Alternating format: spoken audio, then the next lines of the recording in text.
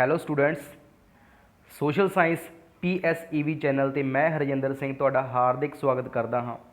ਇਸ ਚੈਨਲ ਤੇ ਤੁਹਾਨੂੰ ਪੰਜਾਬ ਸਕੂਲ ਸਿੱਖਿਆ ਬੋਰਡ ਸਮਾਜਿਕ ਸਿੱਖਿਆ ਵਿਸ਼ੇ ਲਈ ਵੀਡੀਓਜ਼ ਪੰਜਾਬੀ ਅਤੇ ਇੰਗਲਿਸ਼ ਮੀਡੀਅਮ ਦੇ ਵਿੱਚ ਮਿਲਣਗੀਆਂ। ਸੋ ਸਾਰੇ ਚੈਨਲ ਨੂੰ ਸਬਸਕ੍ਰਾਈਬ ਕਰੋ ਅਤੇ ਬੈਲ ਆਈਕਨ ਨੂੰ ਆਲ ਤੇ ਪ੍ਰੈਸ ਕਰੋ ਤਾਂ ਕਿ ਨਵੀਂ ਵੀਡੀਓ ਦਾ ਨੋਟੀਫਿਕੇਸ਼ਨ ਤੁਹਾਨੂੰ ਤੁਰੰਤ ਪ੍ਰਾਪਤ ਹੋ ਜਾਵੇ। ਨਾਲ ਹੀ ਵੀਡੀਓ ਨੂੰ ਲਾਈਕ ਅਤੇ ਦੂਜੇ ਬੱਚਿਆਂ ਨਾਲ ਸ਼ੇਅਰ ਕਰੋ ਤਾਂ ਕਿ ਵੱਧ ਤੋਂ ਵੱਧ ਸਟੂਡੈਂਟਸ ਇਸ ਦਾ ਫਾਇਦਾ ਲੈ ਸਕਣ। आओ शुरुआत करते हैं 7th क्लास के फर्स्ट लैसन की। तो साडा बेटा जो 7th क्लास का पंजाब स्कूल एजुकेशन बोर्ड के सिलेबस के अकॉर्डिंग लैसन है उसका नाम है वातावरण। तो वातावरण के बारे अज आप जानकारी हासिल करांगे। जेकर आप शुरुआती अर्थां दे विच देखीए तो वातावरण का मतलब है साडा आला दुआला, मतलब साडे आले दुआले जो भी हवावां ने गैसां का समूह है धरती के वायुमंडल के विच।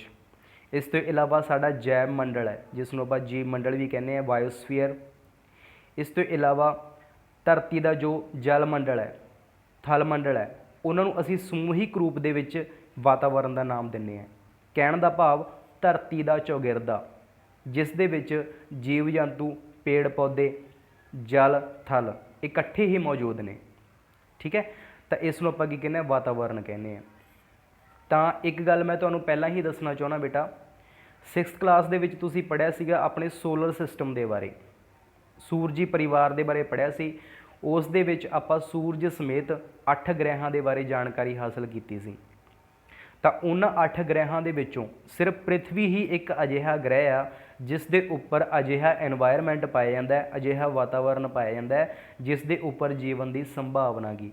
होर किसी भी ग्रह के उपर जीवन पॉसीबल नहीं हैगा क्योंकि उत्थों का जिहड़ा वातावरण है जीवन के अनुकूल बिल्कुल भी नहीं है। इस करके पृथ्वी का वातावरण है जिहड़ा उसी की बदौलत ही धरती के उपर जीवन संभव है तो असी जीव जंतु उस दे विच रह रहे हैं। ठीक है, तो देखो बेटा, धरती की सतह उत्ते काम करदियां अनेक कुदरती शक्तियां तो है वातावरण का भाव, जिस करके हरेक थां दे आले दुआले विच अंतर हुंदा है। तो तुहाडे वास्ते जानना बहुत ज़्यादा जरूरी है। देखो, धरती के उपर बहुत सारिया अजिहियां हालातां ने, अजिहियां परिस्थितियां ने जिस दे करके इस दे वातावरण दे विच बहुत ज़्यादा वखरेवा पाया जाता है। अपना जिहड़ा अपने एरिए का वातावरण कुछ होर होऊगा, जेकर आपां होर देशां की गल करिए उत्थों के हालातां के अकॉर्डिंग, उत्थों के वातावरण के अकॉर्डिंग उत्थों का वातावरण होर होऊगा।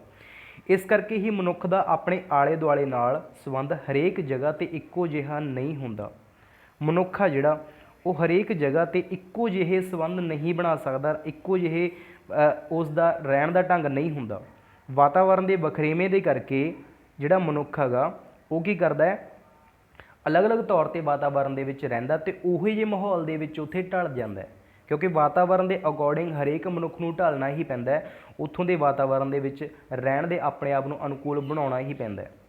ठीक है जी, वातावरण के तत्त जिवें कि धरातल, तापमान अते वर्खा हरेक जगह इक्को जिहे ना होण करके बनस्पति, जीव जंतु ते धरती की होर पैदावार वक्खो वक्खरी हो जाती है।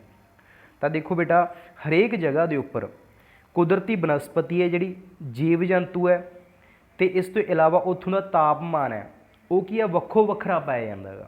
इन्वायरमेंट है जिहड़ा वक्खो वक्खरा पाया जाता है।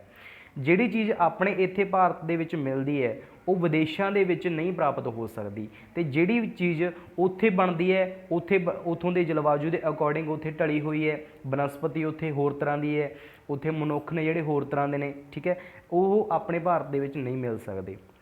क्यों? क्योंकि इन्वायरमेंट है जिहड़ा वातावरण है हरेक जगह का की है वक्खो वक्खरा गा। इसे करके ही जिहड़े मनुख ने अपने आप नूं जेकर वातावरण के अनुसार ढाल लैंदे ने तो उन्होंने जीना उत्थे सौखा हो जाता है। बनस्पति जिहड़ी अपने आप नूं वातावरण के अकॉर्डिंग ढाल लैंदी है तो उत्थे ज़्यादा ग्रो करती है। जेकर कोई भी मनुख, कोई भी पेड़ पौधा, ठीक है, या जीव जंतु अपने आप नूं वातावरण के अकॉर्डिंग नहीं ढाल सकता तो वह नाल दी नाल की हो जाता, उन्हां दा खात्मा हो जाता है। तो हरेक जगह के उपर की है वातावरण आपां नूं अलग अलग प्रकार का देखण नूं मिलदा है। उस तो बाद देखो अगे, हाँ जी बेटा, इन्हां तत्थां सदका, उस तो बाद आपां करदे हैं, इन्हां तत्थां सदका ਮਨੁੱਖੀ ਕੰਮ ਧੰਦੇ ਵੀ ਬਦਲ ਜਾਂਦੇ ਹਨ। ਠੀਕ ਹੈ, ਜਿਵੇਂ ਜਿਵੇਂ ਇਨਵਾਇਰਮੈਂਟ ਚੇਂਜ ਹੁੰਦਾ ਰਹਿੰਦਾ ਉਸੇ ਤਰ੍ਹਾਂ ਮਨੁੱਖ ਦੇ ਜਿਹੜੇ ਕੰਮ ਧੰਦੇ ਨੇ ਉਹ ਵੀ ਬਦਲਦੇ ਰਹਿੰਦੇ ਹੈ। ਮਹਾਂਦੀਪਾਂ ਉੱਤੇ ਰਹਿਣ ਵਾਲੇ ਮਨੁੱਖ ਜਿਵੇਂ ਆਮ ਕਰਕੇ ਖੇਤੀਬਾੜੀ, ਪਸ਼ੂ ਪਾਲਣ ਅਤੇ ਜੰਗਲਾਂ ਨਾਲ ਸੰਬੰਧਿਤ ਧੰਦਿਆਂ ਅਤੇ ਸਮੁੰਦਰ ਦੇ ਕੰਢੇ ਜਾਂ ਟਾਪੂਆਂ ਦੇ ਵਸਨੀਕ ਮੱਛੀਆਂ ਫੜਨ ਦੇ ਕੰਮਾਂ ਵਿੱਚ ਰੁੱਝੇ ਹੋਏ ਹਨ। ਠੀਕ ਹੈ, ਜਿਹੜੇ ਮਨੁੱਖ ਕਿੱਥੇ ਰਹਿੰਦੇ ਨੇ? ਮਹਾਂਦੀਪਾਂ ਉੱਤੇ ਰਹਿੰਦੇ ਨੇਗੇ। ਉਹ ਕਿਹੜੇ ਕਿਹੜੇ ਕੰਮ ਕਰ ਸਕਦੇ ਨੇ? ਖੇਤੀਬਾੜੀ ਦੇ ਕੰਮ, ਪਸ਼ੂ ਪਾਲਣ ਅਤੇ ਜੰਗਲਾਂ ਨਾਲ ਸੰਬੰਧਿਤ ਕੰਮ ਧੰਦੇ ਕਰਦੇ ਆ। ਕਿਉਂ ਕਰਦੇ ਆ? ਕਿਉਂਕਿ ਮਹਾਂਦੀਪਾਂ ਦਾ ਇਨਵਾਇਰਮੈਂਟ ਆ ਜਿਹੜਾ ਉਸ ਦੇ ਅਕੋਰਡਿੰਗ ਉਹ ਮਨੁੱਖਾਂ ਨੇ ਆਪਣੇ ਆਪ ਨੂੰ ਢਾਲਿਆ ਹੁੰਦਾ ਹੈ। ਇਸ ਤੋਂ ਇਲਾਵਾ ਜਿਹੜੇ ਸਮੁੰਦਰਾਂ ਦੇ ਕੰਢੇ ਰਹਿੰਦੇ ਨੇ ਮਨੁੱਖ ਨੇ, ਉਹ ਕਿਸ ਪ੍ਰਕਾਰ ਦਾ ਕੰਮ ਕਰਦੇ ਨੇ? ਮੱਛੀਆਂ ਫੜਨ ਦਾ ਕੰਮ ਕਰਦੇ ਨੇ ਜਾਂ ਹੋਰ ਸਮੁੰਦਰੀ ਕੰਮ ਦੇ ਨਾਲ ਰਿਲੇਟਡ ਬਹੁਤ ਸਾਰੀਆਂ ਹੋਰ ਕਰਤੱਵ ਹੁੰਦੇ ਨੇ ਉਹਨਾਂ ਨੂੰ ਨਿਭਾਉਂਦੇ ਨੇ। ਠੀਕ ਹੈ, ਕਿਉਂ? ਕਿਉਂਕਿ ਉਹਨਾਂ ਦਾ ਇਨਵਾਇਰਮੈਂਟ ਹੈ ਜਿਹੜਾ ਉਸ ਉੱਥੇ ਮਨੁੱਖ ਨੂੰ ਰਹਿਣ ਵਾਸਤੇ ਉਸੇ ਤਰ੍ਹਾਂ ਦੀ ਪਰਿਸਥਿਤੀ ਦੇ ਅਕੋਰਡਿੰਗ ਢਾਲਣ ਦੇ ਵਾਸਤੇ ਮਜਬੂਰ ਕਰ ਦਿੰਦਾ ਹੈ। ਧਰਤੀ, ਪਾਣੀ ਅਤੇ ਜਲਵਾਯੂ ਦੇ ਆਧਾਰ 'ਤੇ ਇੱਕ ਵਿਸ਼ੇਸ਼ ਜੀਵ ਜਗਤ ਅਤੇ ਪੇੜ ਪੌਦਿਆਂ ਦਾ ਵਾਤਾਵਰਨ ਪੈਦਾ ਹੁੰਦਾ ਹੈ। ਠੀਕ ਹੈ ਜੀ, ਧਰਤੀ ਦੇ ਉੱਪਰ ਕੀ ਹੈ? ਪਾਣੀ ਦੀ ਸਹਾਇਤਾ ਦੇ ਨਾਲ ਧਰਤੀ, ਜਲਵਾਯੂ ਅਤੇ ਜੀਵ ਜਗਤ ਜਿਹੜਾ ਹੁੰਦਾ ਹੈ। ਇਸ ਤੋਂ ਇਲਾਵਾ ਆਪਣੇ ਪੇੜ ਪੌਦੇ ਉੱਥੋਂ ਦੇ ਵਾਤਾਵਰਨ ਨੂੰ ਇੱਕ ਅਲੱਗ ਪ੍ਰਕਾਰ ਦਾ ਵਾਤਾਵਰਨ ਬਣਾ ਦਿੰਦੇ ਨੇ। ਠੀਕ ਹੈ, ਅਤੇ ਇਹ ਵਾਤਾਵਰਨ ਜਿਹੜਾ ਧਰਤੀ ਦੇ ਉੱਪਰ ਕੀ ਹੈ? ਲਗਾਤਾਰ ਚੇਂਜ ਹੁੰਦਾ ਰਹਿੰਦਾ। ਕਿਸ ਦੇ ਅਕੋਰਡਿੰਗ? ਸਮੇਂ ਦੇ ਅਕੋਰਡਿੰਗ ਅਤੇ ਹਾਲਾਤ ਦੇ ਅਕੋਰਡਿੰਗ ਅਤੇ ਸਥਾਨ ਦੇ ਅਕੋਰਡਿੰਗ। ਉਸ ਤੋਂ ਬਾਅਦ ਮਨੁੱਖ ਵਾਂਗ ਪੇੜ ਪੌਦੇ ਅਤੇ ਜੀਵਨ ਵੀ ਆਪਣੇ ਵਾਤਾਵਰਨ 'ਤੇ ਨਿਰਭਰ ਅਤੇ ਆਧਾਰਿਤ ਹੁੰਦੇ ਹਨ। ਜਿਵੇਂ ਮਨੁੱਖ ਹੈ ਜਿਹੜਾ ਵਾਤਾਵਰਨ 'ਤੇ ਪੂਰੀ ਤਰ੍ਹਾਂ ਡਿਪੈਂਡੈਂਟ ਹੈ, ਪੂਰੀ ਤਰ੍ਹਾਂ ਆਪਾਂ ਕਿਸ 'ਤੇ ਨਿਰਭਰ ਹੈ? ਵਾਤਾਵਰਨ 'ਤੇ ਨਿਰਭਰ ਹੈ। ਜਿਸ ਤਰ੍ਹਾਂ ਦੀ ਪਰਿਸਥਿਤੀ ਹੋਊਗੀ ਉਹੀ ਜਿਹਾ ਹੀ ਮਨੁੱਖ ਦਾ ਰਹਿਣ ਸਹਿਣ ਹੋਊਗਾ। ਉਸੇ ਤਰ੍ਹਾਂ ਹੀ ਪੇੜ ਪੌਦੇ ਨੇ ਜਿਹੜੇ ਆਪਣੇ ਆਪ ਨੂੰ ਵਾਤਾਵਰਨ ਦੇ ਅਕੋਰਡਿੰਗ ਢਾਲ ਲੈਂਦੇ ਨੇ। ਜੀਵ ਜੰਤੂ ਅਤੇ ਪੇੜ ਪੌਦੇ, ਜਿਸ ਪ੍ਰਕਾਰ ਦਾ ਵਾਤਾਵਰਨ ਹੋਊਗਾ ਉਸ ਪ੍ਰਕਾਰ ਦੇ ਉੱਥੇ ਪੇੜ ਪੌਦੇ ਹੋਣਗੇ, ਉਸ ਪ੍ਰਕਾਰ ਦੇ ਉੱਥੇ ਜੀਵ ਜੰਤੂ ਦੇਖਣ ਨੂੰ ਮਿਲਣਗੇ ਸਾਨੂੰ। ਤਾਂ ਜਿਹੜੇ ਇਹ ਜੀਵ ਜੰਤੂ ਜਾਂ ਮਨੁੱਖਾਂ ਦਾ ਜਾਂ ਪੇੜ ਪੌਦਿਆਂ ਦਾ ਕਿਸੇ ਜਗ੍ਹਾ ਦੇ ਵਿੱਚ ਵਸੇਰਾ ਹੁੰਦਾ ਜਾਂ ਆਪਾਂ ਕਹਿ ਸਕਦੇ ਵਸੇਬਾ ਹੁੰਦਾ, ਉਸ ਨੂੰ ਆਪਾਂ ਕੀ ਕਹਿੰਦੇ ਹਾਂ? ਹੈਬੀਟੈਟ ਜਾਂ ਆਵਾਸ ਕਹਿੰਦੇ ਹਾਂ। ਕਿਉਂਕਿ ਵਾਤਾਵਰਨ ਦੇ ਅਕੋਰਡਿੰਗ ਮਨੁੱਖਾਂ ਨੇ, ਜੀਵ ਜੰਤੂਆਂ ਨੇ, ਪੇੜ ਪੌਦਿਆਂ ਨੇ ਆਪਣੇ ਆਪ ਨੂੰ ਢਾਲਿਆ ਹੁੰਦਾ ਹੈ, ਜਿਸ ਨੂੰ ਆਪਾਂ ਕੀ ਕਹਿੰਦੇ ਹਾਂ? ਹੈਬੀਟੈਟ ਜਾਂ ਆਵਾਸ ਕਹਿੰਦੇ ਹਾਂ। ਉਸ ਤੋਂ ਬਾਅਦ ਇਹਨਾਂ ਨੇ ਦੱਸਿਆ, ਪਤਾ ਕਰੋ ਵਾਤਾਵਰਨ ਦਿਵਸ ਕਿਸ ਦਿਨ ਮਨਾਇਆ ਜਾਂਦਾ ਹੈ। ਤਾਂ ਤੁਸੀਂ ਸਾਰਿਆਂ ਨੇ ਇਸ ਦਾ ਜਿਹੜਾ ਜਵਾਬ ਹੈ ਉਹ ਕਮੈਂਟ ਬਾਕਸ ਦੇ ਵਿੱਚ ਦੇਣਾ ਗਾ। ਤਾਂ ਦੱਸਣਾ ਤੁਸੀਂ ਵੀ ਵਾਤਾਵਰਨ ਦਿਵਸ ਹੈ ਜਿਹੜਾ ਉਹ ਕਦੋਂ ਮਨਾਇਆ ਜਾਂਦਾ। ਉਸ ਤੋਂ ਬਾਅਦ ਆਪਾਂ ਅੱਗੇ ਗੱਲ ਕਰਦੇ ਹਾਂ, ਧਰਤੀ ਦੇ ਭੂ ਮੱਧ ਖੇਤਰੀ ਭਾਗਾਂ ਨੂੰ ਭਾਵੇਂ ਸੰਘਣੇ ਜੰਗਲਾਂ ਕਰਕੇ ਜਾਣਿਆ ਜਾਂਦਾ ਹੈ, ਫਿਰ ਵੀ ਮਹਾਂਦੀਪਾਂ ਦੇ ਵਿਚਕਾਰਲੇ ਖੁਸ਼ਕ ਭਾਗਾਂ ਵਿੱਚ ਕੇਵਲ ਘਾਹ ਹੀ ਪੈਦਾ ਹੁੰਦਾ ਹੈ। ਠੀਕ ਹੈ, ਤਾਂ ਤੁਹਾਨੂੰ ਮੈਂ ਇੱਕ ਗੱਲ ਪਹਿਲਾਂ ਹੀ ਸਮਝਾ ਦਿੰਦਾ ਬੇਟਾ। ਦੇਖੋ ਆਪਣੀ ਜਿਹੜੀ ਅਰਥ ਹੈ, ਠੀਕ ਹੈ, ਆਪਣੀ ਜਿਹੜੀ ਧਰਤੀ ਹੈ, ਠੀਕ ਹੈ, ਉਸ ਦੇ ਵਿੱਚ ਵਿਚਕਾਰ ਦੀ ਬਿਲਕੁਲ ਕੀ ਹੈ? ਇੱਕ ਰੇਖਾ ਗੁਜ਼ਰਦੀ ਹੈ। ਠੀਕ ਹੈ, ਜਿਸ ਨੂੰ ਆਪਾਂ ਕੀ ਕਹਿੰਦੇ ਹਾਂ? ਭੂ ਮੱਧ ਰੇਖਾ ਕਹਿੰਦੇ ਹਾਂ। ਇਸ ਨੂੰ ਆਪਾਂ ਕੀ ਕਹਿੰਦੇ ਹਾਂ? ਭੂ ਮੱਧ ਰੇਖਾ ਕਹਿੰਦੇ ਹਾਂ। ਅਤੇ ਧਰਤੀ ਦੇ ਜਿਹੜੇ ਉੱਪਰਲਾ ਸਿਰਾ ਗਾ ਅਤੇ ਨੀਚੇ ਵਾਲਾ ਸਿਰਾ ਗਾ, ਠੀਕ ਹੈ, ਉੱਪਰਲਾ ਸਿਰਾ ਅਤੇ ਨੀਚੇ ਵਾਲਾ ਸਿਰਾ, ਇਸ ਨੂੰ ਆਪਾਂ ਕੀ ਕਹਿੰਦੇ ਹਾਂ? ਧਰੁਵ ਕਹਿੰਦੇ ਹਾਂ। ਠੀਕ ਹੈ, ਤਾਂ ਧਰਤੀ ਦੇ ਜਿਹੜੇ ਉੱਪਰ ਇੱਥੇ ਵਿਚਕਾਰ ਦੀ ਬਿਲਕੁਲ ਭੂ ਮੱਧ ਰੇਖਾ ਗੁਜ਼ਰਦੀ ਹੈ। ਇੱਥੇ ਸੂਰਜ ਦੀਆਂ ਕਿਰਨਾਂ ਬਿਲਕੁਲ ਸਿੱਧੀਆਂ ਪੈਂਦੀਆਂ ਨੇ। ਇਹ ਤੁਹਾਨੂੰ ਪਤਾ ਹੋਣਾ ਚਾਹੀਦਾ ਹੈ ਵੀ ਭੂ ਮੱਧ ਰੇਖਾ 'ਤੇ ਸੂਰਜ ਦੀਆਂ ਕਿਰਨਾਂ ਬਿਲਕੁਲ ਕੀ ਪੈਂਦੀਆਂ ਨੇ? ਸਿੱਧੀਆਂ ਪੈਂਦੀਆਂ ਨੇ। ਤਾਂ ਤੁਹਾਨੂੰ ਇਸ ਗੱਲ ਦਾ ਪਤਾ ਹੋਣਾ ਚਾਹੀਦਾ, ਜਿੱਥੇ ਸੂਰਜ ਦੀਆਂ ਕਿਰਨਾਂ ਬਿਲਕੁਲ ਸਿੱਧੀਆਂ ਪੈਣਗੀਆਂ ਉੱਥੇ ਕੀ ਹੋਊਗੀ? ਗਰਮੀ ਬਹੁਤ ਜ਼ਿਆਦਾ ਹੋਊਗੀ। ਅਤੇ ਜਿੱਥੇ ਗਰਮੀ ਹੋਊਗੀ ਉੱਥੇ ਕੀ ਹੋਊਗੀ? ਹਵਾ ਜਿਹੜੀ ਉਹ ਕੀ ਹੈ? ਗਰਮ ਹੋ ਕੇ ਉੱਪਰ ਨੂੰ ਉੱਠੂਗੀ। ਠੀਕ ਹੈ, ਹਵਾ ਜਿਹੜੀ ਗਰਮ ਹੋ ਕੇ ਕੀ ਹੋਊਗੀ? ਉੱਪਰ ਨੂੰ ਉੱਠੂਗੀ। ਅਤੇ ਉਸ ਦੀ ਜਗ੍ਹਾ 'ਤੇ ਕੀ ਆਊਗੀ? ਠੰਡੀ ਹਵਾ ਆਊਗੀ।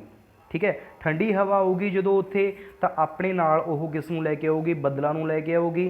ਅਤੇ ਉੱਥੇ ਕੀ ਹੋਊਗੀ? ਬਰਸਾਤ ਬਹੁਤ ਜ਼ਿਆਦਾ ਮਾਤਰਾ ਦੇ ਵਿੱਚ ਹੋਊਗੀ। ਤਾਂ ਭੂ ਮੱਧ ਰੇਖਾ ਦੇ ਨੇੜੇ ਜਿਹੜੇ ਖੇਤਰ ਨੇ ਉੱਥੇ ਕੀ ਹੈ? ਅਲੱਗ ਪ੍ਰਕਾਰ ਦਾ ਸਾਨੂੰ ਜਲਵਾਯੂ ਦੇਖਣ ਨੂੰ ਮਿਲਦਾ ਹੈ। ਅਤੇ ਉੱਥੇ ਕੀ ਹੈ? ਹਮੇਸ਼ਾ ਬਰਸਾਤ ਦੀ ਸੰਭਾਵਨਾ ਵੱਧ ਹੁੰਦੀ ਹੈ। ਇਸ ਕਰਕੇ ਜਿੱਥੇ ਬਰਸਾਤ ਹੋਊ ਉੱਥੇ ਕੀ ਹੋਊਗਾ? ਜੰਗਲ ਬਹੁਤ ਜ਼ਿਆਦਾ ਹੋਣਗੇ। ਠੀਕ ਹੈ, ਉੱਥੇ ਕੀ ਹੋਣਗੇ? ਜੰਗਲ ਬਹੁਤ ਜ਼ਿਆਦਾ ਹੋਣਗੇ। ਤਾਂ ਇਹਨਾਂ ਨੇ ਕਿਹਾ ਹੈਗਾ, ਧਰਤੀ ਦੇ ਭੂ ਮੱਧ ਖੇਤਰੀ ਭਾਗਾਂ ਨੂੰ ਭਾਵੇਂ ਸੰਘਣੇ ਜੰਗਲਾਂ ਕਰਕੇ ਜਾਣਿਆ ਜਾਂਦਾ ਹੈ। ਤੁਹਾਨੂੰ ਹੁਣੇ ਦੱਸ ਕੇ ਹਟਿਆ ਮੈਂ, ਭੂ ਮੱਧ ਰੇਖਾ ਹੈਗੀ ਜਿੱਥੇ, ਉੱਥੇ ਸੂਰਜ ਦੀਆਂ ਕਿਰਨਾਂ ਬਿਲਕੁਲ ਸਿੱਧੀਆਂ ਪੈਂਦੀਆਂ ਨੇ, ਜਿਸ ਦੀ ਵਜ੍ਹਾ ਕਰਕੇ ਗਰਮੀ ਬਹੁਤ ਜ਼ਿਆਦਾ ਹੁੰਦੀ ਹੈ। ਅਤੇ ਹਵਾ ਜਿਹੜੀ ਗਰਮ ਹੋ ਕੇ ਕੀ ਹੁੰਦੀ ਹੈ? ਉੱਪਰ ਨੂੰ ਉੱਠ ਜਾਂਦੀ ਹੈ। ਉਹਦੀ ਜਗ੍ਹਾ 'ਤੇ ਠੰਡੀ ਹਵਾ ਆਉਂਦੀ ਹੈ ਅਤੇ ਆਪਣੇ ਨਾਲ ਪਾਣੀ ਨੂੰ ਲੈ ਕੇ ਆਉਂਦੀ ਹੈ, ਬਰਸਾਤ ਨੂੰ ਲੈ ਕੇ ਆਉਂਦੀ ਹੈ, ਜਿਸ ਦੇ ਕਰਕੇ ਉੱਥੇ ਕੀ ਹੈ? ਸੰਘਣੇ ਜੰਗਲ ਪਾਏ ਜਾਂਦੇ ਨੇ। ਫਿਰ ਵੀ ਮਹਾਂਦੀਪਾਂ ਦੇ ਵਿਚਕਾਰਲੇ ਖੁਸ਼ਕ ਭਾਗਾਂ ਵਿੱਚ ਕੇਵਲ ਘਾਹ ਹੀ ਪੈਦਾ ਹੁੰਦਾ ਹੈ। ਠੀਕ ਹੈ, ਜਿਹੜੇ ਮਹਾਂਦੀਪ ਨੇ ਉਹਨਾਂ ਦੇ ਵਿਚਕਾਰਲੇ ਜਿਹੜੇ ਭਾਗ ਹੁੰਦੇ ਨੇ ਉੱਥੇ ਘਾਹ ਪੈਦਾ ਹੁੰਦਾ ਹੈ। ਧਰਤੀ ਦੇ ਧਰੂਵੀ ਭਾਗ ਮੈਂ ਤੁਹਾਨੂੰ ਹੁਣੇ ਦੱਸ ਕੇ ਹਟਿਆ ਸੀ ਵੀ ਕੀ ਹੈ, ਧਰਤੀ ਦੇ ਧਰੂਵੀ ਭਾਗ ਜਿਹੜੇ ਹੁੰਦੇ ਨੇ, ਠੀਕ ਹੈ, ਉੱਪਰਲਾ ਸਿਰਾ ਤੇ ਨੀਚੇ ਵਾਲਾ ਸਿਰਾ, ਠੀਕ ਹੈ, ਉਸ ਨੂੰ ਆਪਾਂ ਕੀ ਕਹਿੰਦੇ ਹਾਂ, ਇਸ ਨੂੰ ਉੱਤਰੀ ਧਰੁਵ ਕਹਿੰਦੇ ਹਾਂ ਤੇ ਇਸ ਨੂੰ ਆਪਾਂ ਕੀ ਕਹਿੰਦੇ ਹਾਂ, ਦੱਖਣੀ ਧਰੁਵ ਕਹਿੰਦੇ ਹਾਂ, ਠੀਕ ਹੈ। ਤਾਂ ਇੱਥੇ ਦੇਖੋ ਤੁਹਾਨੂੰ ਦੱਸਿਆ ਸੀ ਮੈਂ, ਸੂਰਜ ਆ ਜਿਹੜਾ ਉਹ ਭੂ ਮੱਧ ਰੇਖਾ 'ਤੇ ਸਿੱਧੀਆਂ ਕਿਰਨਾਂ ਪੈਂਦੀਆਂ ਨੇ ਇੱਥੇ ਬਿਲਕੁਲ, ਅਤੇ ਇੱਥੇ ਕੀ ਪੈਣਗੀਆਂ, ਸੂਰਜ ਦੀਆਂ ਕਿਰਨਾਂ ਤਿਰਛੀਆਂ ਪੈਣਗੀਆਂ। ਤਾਂ ਜਿੱਥੇ ਸੂਰਜ ਦੀਆਂ ਕਿਰਨਾਂ ਤਿਰਛੀਆਂ ਪੈਣਗੀਆਂ ਉੱਥੇ ਕੀ ਹੋਊਗਾ, ਵਾਤਾਵਰਨ ਗਰਮ ਹੋਊਗਾ ਕਿ ਠੰਡਾ, ਤਾਂ ਵਾਤਾਵਰਨ ਕੀ ਹੋਊਗਾ ਇੱਥੇ ਠੰਡਾ ਹੋਊਗਾ, ਠੀਕ ਹੈ। ਤਾਂ ਇਸ ਕਰਕੇ ਕੀ ਹੋਊਗਾ, ਇੱਥੋਂ ਦਾ ਵਾਤਾਵਰਨ ਧਰੁਵਾਂ ਦੇ ਉੱਪਰ ਜਿਹੜਾ ਵਾਤਾਵਰਨ ਹੈ ਉਹ ਬਿਲਕੁਲ ਹੋਊਗਾ ਠੰਡਾ, ਅਤੇ ਇੱਥੇ ਕੀ ਹੋਊਗਾ, ਬਰਫ਼ ਜੰਮੀ ਹੋਊਗੀ, ਠੀਕ ਹੈ ਬੇਟਾ, ਧਿਆਨ ਨਾਲ ਸਮਝਦੇ ਰਹੋ। ਤਾਂ ਇਸ ਕਰਕੇ ਜਿਹੜੇ ਧਰੂਵੀ ਭਾਗ ਹੁੰਦੇ ਨੇ, ਠੀਕ ਹੈ ਜੀ, ਧਰਤੀ ਦੇ ਜਿਹੜੇ ਧਰੂਵੀ ਭਾਗ ਹੁੰਦੇ ਨੇ ਉਹ ਸਦੀਵੀ ਬਰਫ਼ ਨਾਲ ਢਕੇ ਹੁੰਦੇ ਨੇਗੇ, ਠੀਕ ਹੈ। ਤਾਂ ਜਿਸ ਕਰਕੇ ਮਨੁੱਖ ਅਤੇ ਜੰਗਲਾਂ ਤੋਂ ਵਾਂਝੇ ਹੁੰਦੇ ਨੇ, ਅਤੇ ਜਿਹੜੇ ਧਰੂਵੀ ਭਾਗ ਹੁੰਦੇ ਨੇ ਜਿੱਥੇ ਬਰਫ਼ ਹੋਊਗੀ, ਜਿੱਥੇ ਬਹੁਤ ਜ਼ਿਆਦਾ ਠੰਡ ਹੋਊਗੀ, ਉੱਥੇ ਮਨੁੱਖ ਨਹੀਂ ਰਹਿ ਸਕਦਾ, ਅਤੇ ਉੱਥੇ ਪੇੜ ਪੌਦੇ ਵੀ ਨਹੀਂ ਹੋ ਸਕਦੇ, ਕਿਉਂਕਿ ਬਰਫ਼ ਦੇ ਵਿੱਚ ਪੇੜ ਪੌਦਿਆਂ ਦਾ ਹੋਣਾ ਬਹੁਤ ਜ਼ਿਆਦਾ ਅਸੰਭਵ ਹੈ, ਠੀਕ ਹੈ ਜੀ। ਭੌਂ ਪਾਣੀ, ਹਵਾ ਅਤੇ ਸੂਰਜ ਦੀ ਗਰਮੀ ਧਰਤੀ 'ਤੇ ਹਰ ਪ੍ਰਕਾਰ ਦੀ ਜੂਨੀ ਨੂੰ ਜਨਮ ਦਿੰਦੀ ਹੈ, ਠੀਕ ਹੈ ਜੀ। ਧਰਤੀ ਦਾ ਜਿਹੜਾ ਪੌਣ ਪਾਣੀ ਹੈ, ਹਵਾ ਗਈ ਇੱਥੋਂ ਦੀ ਸੂਰਜ ਦੀ ਗਰਮੀ ਹੈ, ਇਸ ਦੇ ਹਾਲਾਤਾਂ ਨੂੰ ਦੇਖਦੇ ਹੋਏ, ਠੀਕ ਹੈ, ਧਰਤੀ ਦੇ ਉੱਪਰ ਕੀ ਹੈ, ਅਲੱਗ-ਅਲੱਗ ਪ੍ਰਕਾਰ ਦਾ ਜੀਵ ਜੰਤੂਆਂ ਦਾ ਵਾਸ ਹੈ। ਜਿੱਥੇ ਇਹਨਾਂ ਸਾਰੇ ਤੱਥਾਂ ਦਾ ਆਪਸੀ ਤਾਲਮੇਲ ਹੁੰਦਾ ਹੈ ਉੱਥੇ ਹੀ ਇਹ ਸੰਭਵ ਹੈ। ਜਿੱਥੇ ਸਾਰੀਆਂ ਚੀਜ਼ਾਂ ਦਾ ਆਪਸ ਦੇ ਵਿੱਚ ਤਾਲਮੇਲ ਹੈ, ਕਹਿਣ ਦਾ ਭਾਵ ਹੈ ਵਾਤਾਵਰਨ ਬਿਲਕੁਲ ਅਨੁਕੂਲ ਹੈ, ਉੱਥੇ ਹੀ ਜੀਵਨ ਪੋਸੀਬਲ ਹੈ, ਠੀਕ ਹੈ। ਜਿਵੇਂ ਤੁਹਾਨੂੰ ਮੈਂ ਦੱਸਿਆ ਸੀ, ਧਰਤੀ ਦੇ ਜਿਹੜੇ ਉੱਪਰਲੇ ਅਤੇ ਨੀਚੇ ਵਾਲੇ ਸਿਰੇ ਨੇ, ਕਹਿਣ ਦਾ ਭਾਵ ਉੱਤਰੀ ਧਰੁਵ ਅਤੇ ਦੱਖਣੀ ਧਰੁਵ ਹੈ, ਉੱਥੇ ਤੁਹਾਨੂੰ ਮੈਂ ਦੱਸਿਆ ਸੀ ਕੀ ਹੈ, ਬਰਫ਼ ਹੈ। ਤਾਂ ਉੱਥੇ ਦੇ ਹਾਲਾਤ ਨੇ ਜਿਹੜੇ ਜੀਵਨ ਦੇ ਅਨੁਕੂਲ ਨਹੀਂ ਹੈਗੇ, ਇੱਥੇ ਬਹੁਤ ਜ਼ਿਆਦਾ ਠੰਡ ਹੈ ਅਤੇ ਇੱਥੇ ਵੀ ਬਹੁਤ ਜ਼ਿਆਦਾ ਠੰਡ ਹੈ, ਠੀਕ ਹੈ। ਇਸੇ ਕਰਕੇ ਹੀ ਇਸ ਜਗ੍ਹਾ ਦੇ ਉੱਪਰ ਅਤੇ ਇਸ ਜਗ੍ਹਾ ਦੇ ਉੱਪਰ ਕੀ ਹੈ, ਨਾ ਤਾਂ ਇੱਥੇ ਮਨੁੱਖ ਰਹਿ ਸਕਦੇ ਨੇ, ਨਾ ਹੀ ਜੀਵ ਜੰਤੂ ਰਹਿ ਸਕਦੇ ਨੇ। ਤਾਂ ਜੀਵ ਜੰਤੂ ਜਾਂ ਮਨੁੱਖ ਕਿੱਥੇ ਰਹਿਣਗੇ, ਜਿੱਥੇ ਵਾਤਾਵਰਨ ਹੈ ਬਿਲਕੁਲ ਅਨੁਕੂਲ ਹੋਊਗਾ, ਠੀਕ ਹੈ, ਉੱਥੇ ਹੀ ਰਹਿ ਸਕਦੇ ਨੇ। ਤਾਂ ਇਸ ਕਰਕੇ ਜੀਵ ਜੰਤੂਆਂ ਦੇ ਵਾਸਤੇ ਅਤੇ ਪੇੜ ਪੌਦਿਆਂ ਦੇ ਵਾਸਤੇ, ਮਨੁੱਖਾਂ ਦੇ ਵਾਸਤੇ ਅਨੁਕੂਲ ਇਨਵਾਇਰਮੈਂਟ ਹੋਣਾ ਬਹੁਤ ਜ਼ਿਆਦਾ ਜ਼ਰੂਰੀ ਹੈ ਰਹਿਣ ਦੇ ਲਈ, ਓਕੇ ਜੀ। ਇਸ ਤਾਲਮੇਲ ਨੂੰ ਕੀ ਕਹਿੰਦੇ ਨੇ, ਜੀਵ ਮੰਡਲ ਜਾਂ ਬਾਇਓਸਫੀਅਰ ਆਖਦੇ ਨੇ। ਕਹਿਣ ਦਾ ਭਾਵ ਇਹ ਹੈ ਜਿੱਥੇ ਇਨਵਾਇਰਮੈਂਟ ਬਹੁਤ ਜ਼ਿਆਦਾ ਢੁਕਵਾਂ ਜੀਵਨ ਦੇ ਵਾਸਤੇ, ਉੱਥੇ ਜੀਵ ਜੰਤੂ ਰਹਿੰਦੇ ਨੇ, ਤਾਂ ਉਸ ਨੂੰ ਕੀ ਕਿਹਾ ਜਾਂਦਾ ਗਾ, ਬਾਇਓਸਫੀਅਰ ਜਾਂ ਜੀਵ ਮੰਡਲ ਕਹਿੰਦੇ ਨੇ। ਫਿਰ ਦੇਖੋ, ਕਿਸੇ ਥਾਂ ਦੇ ਜੀਵ ਮੰਡਲ ਅਤੇ ਉੱਥੋਂ ਦੇ ਭੌਤਿਕ ਆਲੇ ਦੁਆਲੇ ਨੂੰ ਉਸ ਦੀ ਪ੍ਰਸਥਿਤੀ ਆਖਦੇ ਹਨ, ਜਿਹਨੂੰ ਆਪਾਂ ਕੀ ਕਹਿੰਦੇ, ਇਕੋਲੋਜੀ ਕਹਿੰਦੇ ਹਾਂ, ਠੀਕ ਹੈ ਜੀ, ਇਕੋਲੋਜੀ। ਕਿਸੇ ਥਾਂ ਦੇ ਜੀਵ ਮੰਡਲ, ਕਹਿਣ ਦਾ ਭਾਵ ਜਿਸ ਦੇ ਵਿੱਚ ਜੀਵ ਜੰਤੂ ਨੇ, ਮਨੁੱਖ ਵੀ ਉਸ ਦੇ ਵਿੱਚ ਆ ਜਾਂਦਾ, ਪੇੜ ਪੌਦੇ ਵੀ ਆ ਜਾਂਦੇ ਨੇ, ਅਤੇ ਉੱਥੋਂ ਦੇ ਭੌਤਿਕ ਆਲੇ ਦੁਆਲੇ ਨੂੰ, ਭੌਤਿਕ ਆਲੇ ਦੁਆਲੇ ਦਾ ਮਤਲਬ ਕੀ ਹੈ, ਉੱਥੋਂ ਦੀ ਧਰਤੀ ਦਾ ਇਨਵਾਇਰਮੈਂਟ ਕਿਸ ਤਰ੍ਹਾਂ ਦਾ, ਠੀਕ ਹੈ, ਉੱਥੋਂ ਦੀ ਧਰਤੀ ਦਾ ਇਨਵਾਇਰਮੈਂਟ ਜੀਵ ਜੰਤੂਆਂ ਦੇ ਰਹਿਣ ਦੇ ਵਾਸਤੇ ਅਨੁਕੂਲ ਹੈ ਜਾਂ ਨਹੀਂ ਹੈ, ਉਸ ਨੂੰ ਆਪਾਂ ਕੀ ਕਹਿੰਦੇ, ਇਕੋਲੋਜੀ ਕਹਿੰਦੇ ਹੈਗੇ। ਕਲੀਅਰ ਬੇਟਾ। ਉਸ ਤੋਂ ਬਾਅਦ ਦੇਖੋ, ਬਦਲਦਾ ਵਾਤਾਵਰਨ। ਧਰਤੀ ਦੀ ਸਤ੍ਹਾ ਉੱਤੇ ਵਾਤਾਵਰਨ ਸਦਾ ਹੀ ਬਦਲਦਾ ਰਹਿੰਦਾ ਹੈ, ਕਿਉਂਕਿ ਇਸ ਦੇ ਸਾਰੇ ਤੱਥ ਬਦਲਦੇ ਰਹਿੰਦੇ ਹਨ, ਠੀਕ ਹੈ। ਤੁਹਾਨੂੰ ਮੈਂ ਸ਼ੁਰੂਆਤ ਦੇ ਵਿੱਚ ਦੱਸਿਆ ਸੀਗਾ ਵੀ ਆਪਾਂ 6th ਕਲਾਸ ਦੇ ਵਿੱਚ ਪੜ੍ਹਿਆ ਸੀ ਸੋਲਰ ਸਿਸਟਮ ਦੇ ਬਾਰੇ। ਸੋਲਰ ਸਿਸਟਮ ਦਾ ਜਨਮ ਕਿਵੇਂ ਹੋਇਆ ਸੀ ਉਹ ਤੁਹਾਨੂੰ ਮੈਂ ਦੱਸ ਦਿੰਦਾ, ਥੋੜ੍ਹਾ ਜਿਹਾ ਯਾਦ ਕਰਵਾ ਦੇਣਾ 6th ਕਲਾਸ ਵਾਲਾ। ਸੋਲਰ ਸਿਸਟਮ ਦਾ ਜਨਮ ਮੰਨਿਆ ਜਾਂਦਾ ਹੈ ਵੀ ਇੱਕ ਬਹੁਤ ਹੀ ਵੱਡਾ ਗੈਸਾਂ ਦਾ ਬੱਦਲ ਸੀ, ਜਿਸ ਨੂੰ ਕੀ ਕਹਿੰਦਾ, ਨੈਬੂਲਾ ਕਿਹਾ ਜਾਂਦਾ ਹੈਗਾ, ਨੈਬੂਲਾ। ਉਸ ਦੇ ਵਿੱਚ ਬਹੁਤ ਸਾਰੀਆਂ ਗੈਸਾਂ ਸੀ, ਉਹਨਾਂ ਗੈਸਾਂ ਦੇ ਗੁਰੂਤਾਕਰਸ਼ਣ ਬਲ ਦੇ ਕਰਕੇ, ਗ੍ਰੈਵਿਟੀ ਦੇ ਕਰਕੇ, ਆਪਸ ਦੇ ਵਿੱਚ ਖਿਚਾਅ ਦੇ ਕਰਕੇ ਚੱਕਰ ਲਗਾਉਣਾ ਸਟਾਰਟ ਹੋ ਗਿਆ। ਕਹਿਣ ਦਾ ਭਾਵ ਗੈਸਾਂ ਦਾ ਮਟੀਰੀਅਲ ਸੀ ਜੋ, ਜਾਂ ਫਿਰ ਬੱਦਲ ਦੇ ਵਿੱਚ ਜੋ ਵੀ ਮਟੀਰੀਅਲ ਸੀ, ਉਸ ਨੇ ਗ੍ਰੈਵਿਟੀ ਦੇ ਕਰਕੇ ਕੀ ਕਰਤਾ, ਚੱਕਰ ਕਰਨਾ ਸਟਾਰਟ ਕਰਤਾ, ਘੁੰਮਣਾ ਸ਼ੁਰੂ ਕਰਤਾ, ਅਤੇ ਜਿਹੜਾ ਬਿਲਕੁਲ ਸੈਂਟਰ ਸੀ ਘੁੰਮਦੇ ਹੋਏ, ਉੱਥੇ ਗੁਰੂਤਾਕਰਸ਼ਣ ਬਲ ਦੇ ਕਰਕੇ ਸੂਰਜ ਦਾ ਜਨਮ ਹੋ ਗਿਆ, ਅਤੇ ਜਿਹੜਾ ਬਾਕੀ ਮਟੀਰੀਅਲ ਸੀ ਉੱਥੇ ਆਸ-ਪਾਸ ਅਲੱਗ-ਅਲੱਗ ਤੌਰ 'ਤੇ ਗ੍ਰਹਿਾਂ ਦਾ ਨਿਰਮਾਣ ਹੋ ਗਿਆ। ਇੱਕ ਤਾਂ ਥਿਊਰੀ ਇਹ ਕਹਿੰਦੀ ਹੈ ਨੈਬੂਲਾ ਥਿਊਰੀ। ਦੂਸਰੀ ਥਿਊਰੀ ਇਹ ਹੈ, ਕਹਿੰਦੇ ਨੇ ਵੀ ਜਿਹੜਾ ਨੈਬੂਲਾ ਸੀਗਾ ਉਸ ਦੇ ਟੁੱਟਣ ਦੇ ਕਰਕੇ ਕੀ ਹੋਇਆ, ਸੂਰਜ ਦਾ ਨਿਰਮਾਣ ਹੋ ਗਿਆ। ਉਸ ਤੋਂ ਬਾਅਦ ਕੀ ਹੋਇਆ, ਸੂਰਜ ਦਾ ਉੱਪਰਲੀ ਪਰਤ ਸੀ ਜਿਹੜੀ ਉਹ ਵਾਯੂਮੰਡਲ ਦੇ ਵਿੱਚ, ਬ੍ਰਹਿਮੰਡ ਦੇ ਵਿੱਚ ਵਿਖਰ ਗਈ, ਠੀਕ ਹੈ। ਤਾਂ ਜਦੋਂ ਬ੍ਰਹਿਮੰਡ ਦੇ ਵਿੱਚ ਵਿਖਰ ਗਈ, ਉਸ ਤੋਂ ਜਿਹੜਾ ਮਟੀਰੀਅਲ ਸੀਗਾ ਉੱਥੋਂ ਬਾਕੀ ਗ੍ਰਹਿਾਂ ਦਾ ਨਿਰਮਾਣ ਹੋਇਆ। ਤਾਂ ਦੋ ਥਿਊਰੀਆਂ ਕਹਿੰਦੀਆਂ ਨੇ, ਠੀਕ ਹੈ। ਤਾਂ ਇਹ ਦੋ ਥਿਊਰੀਆਂ ਦੇ ਅਕੋਰਡਿੰਗ ਇੱਕ ਤੁਹਾਨੂੰ ਗੱਲ ਕਲੀਅਰ ਹੋਣੀ ਚਾਹੀਦੀ ਹੈ ਵੀ ਜਦੋਂ ਧਰਤੀ ਸ਼ੁਰੂਆਤ ਦੇ ਵਿੱਚ ਸੀ ਤਾਂ ਬਿਲਕੁਲ ਹੀ ਗਰਮ ਸੀ, ਬਹੁਤ ਜ਼ਿਆਦਾ ਗਰਮ ਸੀ, ਪਿਘਲਿਆ ਹੋਇਆ ਪਦਾਰਥ ਸੀ।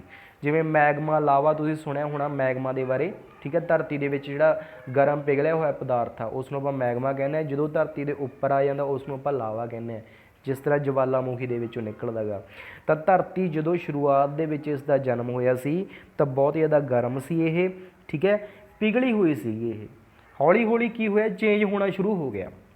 ਧਰਤੀ ਜਿਹੜੀ ਉਹ ਕੀ ਇੱਕ ਬਦਲਦੀ ਹੋਈ परिस्थिति ਦੇ ਅਨੁਸਾਰ ਆਪਣੇ ਆਪ ਨੂੰ ਢਾਲਦੀ ਗਈ, ਹੌਲੀ ਹੌਲੀ ਠੰਡੀ ਹੋਣੀ ਸ਼ੁਰੂ ਹੋ ਗਈ ਅਤੇ ਠੰਡੀ ਹੋ ਕੇ ਹੀ ਅੱਜ ਦੀ ਜਿਹੜੀ ਆਪਾਂ ਸਿਚੁਏਸ਼ਨ ਦੇਖ ਰਹੇ ਹਾਂ, ਅੱਜ ਦੀ ਜਿਹੜੀ ਧਰਤੀ ਦੇ ਹਾਲਾਤ ਜਿਸ ਤਰ੍ਹਾਂ ਦੀ ਆਪਾਂ ਨੁਹਾਰ ਧਰਤੀ ਦੀ ਦੇਖ ਰਹੇ ਹਾਂ, ਅੱਜ ਦੀ ਕੰਡੀਸ਼ਨ ਦੇ ਵਿੱਚ ਆਈ ਇਹ, ਠੀਕ ਹੈ। ਤਾਂ ਹੁਣ ਵੀ ਲਗਾਤਾਰ ਧਰਤੀ ਦੇ ਉੱਪਰ ਹੌਲੀ ਹੌਲੀ ਬਦਲਾਵ ਹੋ ਰਹੇ ਨੇ, ਠੀਕ ਹੈ। ਬਦਲਾਵ ਨੇ ਜਿਹੜੇ ਉਹ ਕੀ ਹੈ, ਦੋ ਪ੍ਰਕਾਰ ਦੇ ਨੇ। ਇੱਕ ਤਾਂ ਛੇਤੀ ਬਦਲਾਅ ਹੋ ਰਹੇ ਹੈ, ਇੱਕ ਹੌਲੀ ਹੌਲੀ ਬਦਲਾਅ ਹੋ ਰਹੇ ਨੇ। ਇੱਕ ਤਾਂ ਤੇਜ਼ ਗਤੀ ਦੇ ਨਾਲ ਧਰਤੀ ਦੇ ਉੱਪਰ ਬਦਲਾਅ ਹੁੰਦੇ ਨੇ ਅਤੇ ਇਸ ਤੋਂ ਇਲਾਵਾ ਇੱਕ ਹੌਲੀ ਹੌਲੀ ਧਰਤੀ ਦੇ ਉੱਪਰ ਬਦਲਾਅ ਹੁੰਦੇ ਨੇ। ਤਾਂ ਦੇਖੋ ਬੇਟਾ, ਹੌਲੀ ਜਾਂ ਧੀਮੀ ਗਤੀ ਵਾਲੀਆਂ ਤਬਦੀਲੀਆਂ ਧਰਤੀ ਦੀ ਸਤ੍ਹਾ ਉੱਤੇ ਅਪਰਦਨ ਕਾਰਕਾਂ ਜਿਵੇਂ ਦਰਿਆ, ਗਲੇਸ਼ੀਅਰ, ਹਵਾ, ਸਮੁੰਦਰਾਂ, ਛਿੱਜਣ ਆਦਿ ਦੁਆਰਾ ਹੁੰਦੀਆਂ ਹਨ। ਤਾਂ ਧਿਆਨ ਨਾਲ ਸਮਝਣਾ, ਹੌਲੀ ਜਾਂ ਧੀਮੀਆਂ ਗਤੀਆਂ ਕਿਹੜੀਆਂ ਕਿਹੜੀਆਂ ਨੇ? ਦੇਖੋ, ਧਰਤੀ ਦੇ ਉੱਪਰ ਅਪਰਦਨ ਕਾਰਕ ਹੁੰਦੇ ਨੇ। ਅਪਰਦਨ ਦਾ ਮਤਲਬ ਹੁੰਦਾ ਧਰਤੀ ਦੀ ਉੱਪਰਲੀ ਸਤ੍ਹਾ ਜਿਹੜੀ ਉਹ ਕੱਟਦੀ ਰਹਿੰਦੀ ਹੈ, ਕਿਸੇ ਨਾ ਕਿਸੇ ਵਜ੍ਹਾ ਦੇ ਕਰਕੇ ਉਸ ਦੇ ਵਿੱਚ ਕਟਾਅ ਹੁੰਦਾ ਰਹਿੰਦਾ। ਕਿਸ ਵਜ੍ਹਾ ਦੇ ਕਰਕੇ? ਦਰਿਆ ਦੇ ਕਰਕੇ। ਦੇਖੋ, ਦਰਿਆ ਬਹੁਤ ਵੱਡਾ ਹੁੰਦਾ, ਠੀਕ ਹੈ। ਜਦੋਂ ਵੀ ਉਸ ਦਾ ਪਾਣੀ ਚੱਲਦਾ ਹੈ ਤੇਜ਼ ਗਤੀ ਦੇ ਨਾਲ ਤਾਂ ਆਪਣੇ ਆਸੇ ਪਾਸੇ ਦੀ ਜ਼ਮੀਨ ਨੂੰ ਖੋੜਦਾ ਰਹਿੰਦਾ। ਇਸ ਤੋਂ ਇਲਾਵਾ ਗਲੇਸ਼ੀਅਰ ਪਿਘਲਦੇ ਨੇ, ਠੀਕ ਹੈ। ਜਿਵੇਂ ਹੁਣੇ ਤੁਹਾਨੂੰ ਮੈਂ ਧਰੁਵਾਂ ਦੇ ਬਾਰੇ ਦੱਸਿਆ ਸੀ, ਧਰੁਵਾਂ ਦੇ ਉੱਪਰ ਬਰਫ਼ ਜੰਮੀ ਹੋਈ ਹੈ ਤਾਂ ਉਹ ਕੀ ਹੈ, ਗਲੇਸ਼ੀਅਰ ਨੇ। ਗਲੇਸ਼ੀਅਰ ਪਿਘਲਦੇ ਆ, ਉਸ ਦੇ ਨਾਲ ਵੀ ਧਰਤੀ ਦੇ ਵਿੱਚ ਚੇਂਜ ਹੁੰਦੇ ਨੇ, ਪਰ ਇਹ ਹੌਲੀ ਹੌਲੀ ਚੇਂਜਸ ਹੁੰਦੇ ਨੇ ਸਾਰੇ। ਫਿਰ ਸਮੁੰਦਰਾਂ ਦੇ ਰਾਹੀਂ ਚੇਂਜਸ ਹੁੰਦੇ ਨੇ, ਛਿੱਜਣ ਦੇ ਰਾਹੀਂ ਚੇਂਜਸ ਹੁੰਦੇ ਨੇ, ਠੀਕ ਹੈ, ਧਰਤੀ ਦੇ ਕਟਾਅ ਰਾਹੀਂ। ਤਾਂ ਇਹਨਾਂ ਕਾਰਕਾਂ ਦੇ ਰਾਹੀਂ ਧਰਤੀ ਦੇ ਵਿੱਚ ਜਦੋਂ ਚੇਂਜਸ ਹੁੰਦੇ ਨੇ, ਇਸ ਨੂੰ ਆਪਾਂ ਕੀ ਕਹਿੰਦੇ ਹਾਂ, ਹੌਲੀ ਗਤੀ ਦੇ ਨਾਲ ਜਾਂ ਧੀਮੀ ਗਤੀ ਦੇ ਨਾਲ ਧਰਤੀ ਦੇ ਉੱਪਰ ਬਦਲਾਵ। ਫਿਰ ਛੇਤੀ ਜਾਂ ਤੇਜ਼ ਗਤੀ ਵਾਲੀਆਂ ਤਬਦੀਲੀਆਂ, ਠੀਕ ਹੈ ਜੀ, ਇਹਦੇ ਬਾਰੇ ਆਪਾਂ ਦੇਖਦੇ ਹਾਂ। ਛੇਤੀ ਜਾਂ ਤੇਜ਼ ਗਤੀ ਵਾਲੀਆਂ ਤਬਦੀਲੀਆਂ ਧਰਤੀ ਦੇ ਥਲ ਦੇ ਨਿੱਘਰਨ ਜਾਂ ਉੱਭਰਨ ਦੁਆਰਾ ਪ੍ਰਤੀਤ ਹੁੰਦੀਆਂ ਹਨ, ਠੀਕ ਹੈ ਜੀ।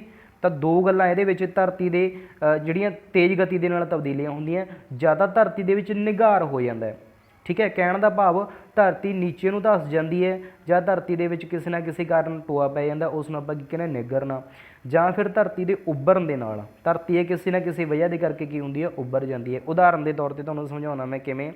ਮੰਨ ਲਓ ਤੇਜ਼ ਹਵਾ ਆ ਗਈ, ਠੀਕ ਹੈ, ਤੇਜ਼ ਹਵਾ ਆ ਗਈ ਤਾਂ ਉਹਦੇ ਨਾਲ ਕੀ ਹੁੰਦਾ, ਧਰਤੀ ਦਾ ਇੱਕ ਜਗ੍ਹਾ 'ਤੇ ਟਿੱਬਾ ਬਣਿਆ ਹੋਇਆ, ਠੀਕ ਹੈ, ਉਸ ਨੂੰ ਉਡਾ ਕੇ ਲੈ ਗਈ ਤਾਂ ਉਹਦੇ ਨਾਲ ਧਰਤੀ ਦੇ ਵਿੱਚ ਨਿਘਾਰ ਪੈਦਾ ਹੋ ਗਿਆ, ਠੀਕ ਹੈ। ਟਿੱਬਾ ਕੀ ਹੋ ਗਿਆ, ਉੱਥੋਂ ਹਟ ਗਿਆ ਅਤੇ ਧਰਤੀ ਡੂੰਘੀ ਹੋ ਗਈ ਅਤੇ ਕਿਸੇ ਡੂੰਘੀ ਜਗ੍ਹਾ ਜਾ ਕੇ ਉਸਨੇ ਭਰਤਾ ਉਸ ਰੇਤੇ ਨੂੰ, ਉੱਥੇ ਕੀ ਹੋ ਗਿਆ, ਧਰਤੀ ਦਾ ਉਭਾਰ ਹੋ ਗਿਆ, ਠੀਕ ਹੈ।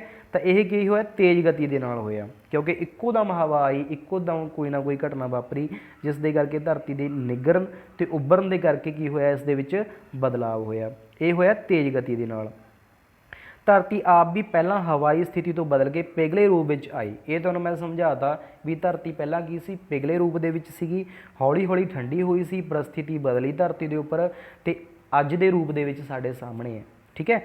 ਅਤੇ ਇਸ ਕਾਰਨ ਕੀ ਹੋਇਆ, ਧਰਤੀ ਦੇ ਉੱਪਰ ਹਵਾਈ ਤੱਥਾਂ ਨੇ ਕੀ ਕੀਤਾ, ਵਾਯੂਮੰਡਲ, ਪਾਣੀ ਦੇ ਤੱਥਾਂ ਨੇ ਸਮੁੰਦਰ ਅਤੇ ਠੋਸ ਤੱਥਾਂ ਨੇ ਥਲ ਮੰਡਲ ਦਾ ਰੂਪ ਧਾਰਨ ਕੀਤਾ। ਧਰਤੀ ਦੇ ਉੱਪਰ ਜਿੰਨੀ ਵੀ ਹਵਾ ਸੀ, ਜਿੰਨਾ ਵੀ ਗੈਸਾਂ ਦਾ ਸਮੂਹ ਸੀ, ਉਸ ਨੂੰ ਆਪਾਂ ਕੀ ਕਹਿੰਦੇ ਹਾਂ, ਵਾਯੂਮੰਡਲ ਕਹਿੰਦੇ ਹਾਂ। ਧਰਤੀ ਦੇ ਉੱਪਰ ਜਿੰਨੇ ਵੀ ਪਾਣੀ ਦਾ ਜਿਹੜਾ ਸਰੋਤ ਆ, ਵੱਡਾ ਸਰੋਤ, ਉਸ ਨੂੰ ਆਪਾਂ ਕੀ ਕਹਿੰਦੇ ਹਾਂ, ਸਮੁੰਦਰ ਕਹਿੰਦੇ ਹਾਂ। ਅਤੇ ਜਿਹੜੇ ਧਰਤੀ ਦੀ ਠੋਸ ਸਤ੍ਹਾ ਸੀ, ਉਸ ਨੂੰ ਆਪਾਂ ਕੀ ਕਹਿੰਦੇ ਹਾਂ, ਥਲ ਮੰਡਲ ਕਹਿੰਦੇ ਹਾਂ, ਠੀਕ ਹੈ। ਉਸ ਤੋਂ ਬਾਅਦ ਮਨੁੱਖ ਨੇ ਆਪ ਵੀ, ਦੇਖੋ ਇਹ ਤਾਂ ਜਿਹੜੇ ਕਾਰਨ ਸੀ ਉੱਪਰਲੇ ਤੁਹਾਨੂੰ ਸਮਝਾਏ ਨੇ, ਹੌਲੀ ਜਾਂ ਧੀਮੇ ਕਾਰਨ, ਇਹ ਧਰਤੀ ਦੇ ਵਾਤਾਵਰਨ ਦੇ ਵਿੱਚ ਤਬਦੀਲੀ ਜੋ ਹੁੰਦੀ ਹੈ, ਉਹ ਧਰਤੀ ਦੇ ਉੱਪਰ ਜਿਹੜੀਆਂ ਪਰਿਸਥਿਤੀਆਂ ਬਣਦੀਆਂ ਨੇ, ਠੀਕ ਹੈ, ਗਲੇਸ਼ੀਅਰ ਪਿਘਲਦੇ ਹੈ ਦਰਿਆਵਾਂ ਦੇ ਕਰਕੇ, ਹਵਾਵਾਂ ਦੇ ਕਰਕੇ, ਠੀਕ ਹੈ। ਇਸ ਤੋਂ ਇਲਾਵਾ ਜਵਾਲਾਮੁਖੀ ਫਟਦੇ ਨੇ, ਠੀਕ ਹੈ, ਭੂਚਾਲ ਆਉਂਦੇ ਨੇ, ਉਹਨਾਂ ਦੇ ਕਰਕੇ ਧਰਤੀ ਦੇ ਵਿੱਚ ਆਪਣੇ ਆਪ ਹੀ ਤਬਦੀਲੀ ਹੁੰਦੀ ਹੈ। ਅਤੇ ਦੂਸਰਾ ਕਾਰਨ ਕੀ ਹੈ, ਜਿਹੜਾ ਸਭ ਤੋਂ ਜ਼ਿਆਦਾ ਵੱਡਾ ਕਾਰਨ ਹੈ, ਜਿਹੜਾ ਧਰਤੀ ਦੇ ਵਿੱਚ ਲਗਾਤਾਰ ਤਬਦੀਲੀ ਕਰ ਰਿਹਾ, ਉਹ ਕੌਣ ਹੈ, ਮਨੁੱਖ, ਠੀਕ ਹੈ ਜੀ, ਮਨੁੱਖ ਹੈ। ਮਨੁੱਖ ਆਪਣੀਆਂ ਗਤੀਵਿਧੀਆਂ ਦੇ ਕਰਕੇ ਧਰਤੀ ਦੇ ਵਿੱਚ ਬਹੁਤ ਹੀ ਵੱਡੇ ਪੱਧਰ 'ਤੇ ਤਬਦੀਲੀ ਕਰ ਰਿਹਾ, ਕਿਉਂਕਿ ਮਨੁੱਖ ਦੀਆਂ ਜਿਹੜੀਆਂ ਐਕਟੀਵਿਟੀਜ਼ ਨੇ, ਜੋ ਵੀ ਉਹ ਕਿਰਿਆਵਾਂ ਕਰਦਾ ਗਾ, ਉਹਦੀ ਵਜ੍ਹਾ ਦੇ ਕਰਕੇ ਧਰਤੀ ਦੇ ਵਾਤਾਵਰਨ ਦੇ ਵਿੱਚ ਬਹੁਤ ਹੀ ਵੱਡੇ ਪੱਧਰ 'ਤੇ ਚੇਂਜਸ ਆ ਰਹੇ ਹੈ। ਜਿਵੇਂ ਉਦਾਹਰਨ ਦੇ ਤੌਰ 'ਤੇ ਸਭ ਤੋਂ ਪਹਿਲੀ ਗੱਲ ਆਪਾਂ ਕਰਦੇ ਹਾਂ, ਜੰਗਲਾਂ ਦੀ ਕਟਾਈ। जंगलों की कटाई के करके की है धरती के वातावरण के विच बहुत वड्डी तब्दीली आ रही है। ठीक है, तुहानूं पता ही है भी जंगल ने जिहड़े वो धरती के वास्ते बहुत ही ज़्यादा बैनीफिट है उन्हों का। ठीक है, सब तो पहली गल यह है भी साडी धरती के उपर ऑक्सीजन की कमी नूं पूरा करते हैं जंगल। दूसरी गल यह है धरती की जिहड़ी सतह की उसनूं जकड़ के रखते हैं, जिस करके भौंक होर तो बचाउंदे ने। होर भी बहुत ज़्यादा लाभ ने। ठीक है, तो जो जंगलों के विच कटाव हुंदा गा, जंगलों के विच कटाव के करके धरती के उपर की है बहुत बड़े पद्धर ते चेंजिज आउंदे नेगे जंगलों के कटाव की वजह करके। ठीक है, तो मनुख ने की किया जंगलों नूं कट के शहर बना के धरती की सतह उत्ते वड्डे तौर पर परिवर्तन लिया। ठीक है जी, की किया उसने वड्डे पद्धर ते परिवर्तन लिया किवें जंगलों नूं कट के। ठीक है, उत्थे की करता शहर बना लए वड्डे वड्डे, फिर दरियावां उत्ते बंन बना के अते उन्हां दे पानी नूं नहरां द्वारा खुश्क मारूथलां विच सिंचाई लई वरत के हरियाली लिआंदी है। ठीक है, तो मनुख ने एक होर कारज की किया दरियावां दे उत्ते की किया वड्डे वड्डे बंन बनाए है ते उन्हां दा जिहड़ा पानी है नहरां द्वारा की किया खुश्क मारूथलां दे विच लिआंदा। जिथे पानी पहलां नहीं पहुँचता हुंदा सीगा उत्थे पानी नूं लिआंदा बंन मार के नहरां दे राहीं। ठीक है, जिस दे करके की है खेतीबाड़ी लई उत्थे सिंचाई की वरतों हुंदी है। ठीक है, खेतों में पानी लगाया जाता है, जिस दे करके की है कई जगहों के उपर हरियाली आई है। ये पॉजिटिव पॉइंट ने मनुख द्वारा जिहड़ा कीते गए ने। ओके जी, फिर जिस करके उस तो बाद बेटा जिस करके उत्थों की परिस्थिति हुण बिल्कुल ही बदल गई है, क्योंकि उत्थे की है हरियाली आ चुकी है। भारत विच थार मारूथल के कई भाग बहुत हद तक हुण खुश्क अते बंजर खेतर नहीं रहे। तो भारत दे विच थार मारूथल एक थार मारूथल के बहुत सारे अजिहे भाग ने गए जिहड़े हुण खुश्क अते बंजर नहीं रहे। क्यों? क्योंकि आधुनिक टैकनीक्स के करके पहला इत्थे की किया मनुख ने पानी के साधन उपलब्ध करवाए ने, जिस दे करके इत्थे खेतीबाड़ी करना भी आसान हो चुका है। अजिहा संसार के होर भागां जिवें सिंध घाटी, नील घाटी अते हवांगहू घाटी विच भी होया है। ओके जी, तो देखो सिंधु घाटी सभ्यता के बारे सारिਆਂ ने सुनिया गा। इस तो इलावा नील घाटी, हवांगहू घाटी चाइना दे विच इन्हां बारे आपां सुनिया गा। तो इन्हां दे विच जिहड़ियां घाटियां दे विच चेंजिस होए सीगे, ठीक है, जां इन्हां दे वातावरण दे विच चेंज होए सी, वो किस दी बदौलत होए सीगे? मनुख दीआं गतिविधियां दी बदौलत।